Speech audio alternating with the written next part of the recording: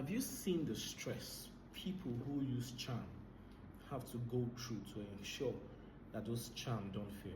I mean, practically, they have to wear things like a military person wears his gears. Marks on their bodies, they have to carry items with them every time.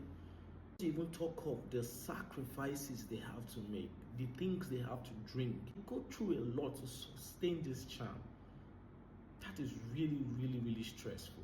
And the bad thing about this is the person you're trying to protect yourself against might come with a greater charm and yours would fail.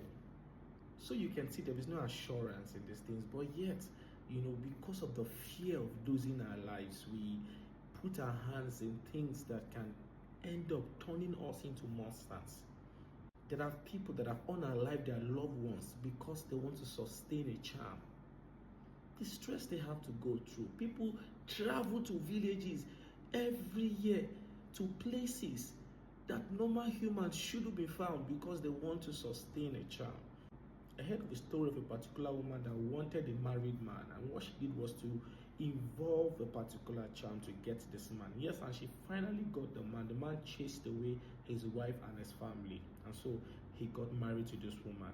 The thing is this woman needs to keep renewing this charm every year, and she needs to travel to a particular village, to a particular forest, an elderly woman. And she does this every year. Gave birth to children, they all grew up, finished school. She became older, the man too became older, and she felt there was really no need to do this renewal because where would the man go to, She stopped it, and the man's eyes opened up, and the man began to ask this question: where's my family? Who are these people here? That is how this woman was chased out with cutlass from the house. Even the entire children, the ones that were still staying in the house, they were all chased out because the man did not know them. He was under a spell, and this woman, for some reason, began to confess what she did. See, the devil is somebody that gives with one hand but collects with two hands and two legs. That's what he does. So when you begin the journey of using charm or going to rituals, it takes you down the path of losing your humanity. It takes you down the path of losing your sanity. Of course, because you start doing things that normally you wouldn't do. You start putting your hands in things that normally you wouldn't do. And the conditions that are given are really weird and extreme. I also know of a guy when I was still schooling in Benue. The guy used to use this ring charm for whatever reason. And the condition they gave to him was to make sure water doesn't touch that charm. But unfortunately, he liked food.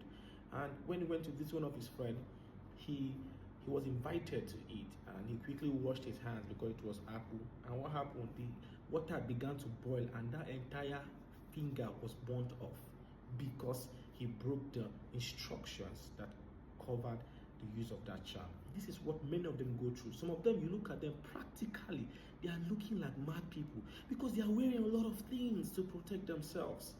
See, some of them are not even happy because they know that the things that they are doing is condemning their souls. They have lost their joy, lost their peace, lost their happiness. But to others, they are looking like they are successful, they are looking like they are doing well, and they are putting up this front so that you will not see the regrets and the tears that rolls down their eyes every now and then. But that is the thing about using charm. It takes away from you the simplified humanity that God has blessed us with. But you see, when it comes to Jesus, all that he needs from us is just faith. Believe in him. Give your life to him. Receive his divine life and believe in him.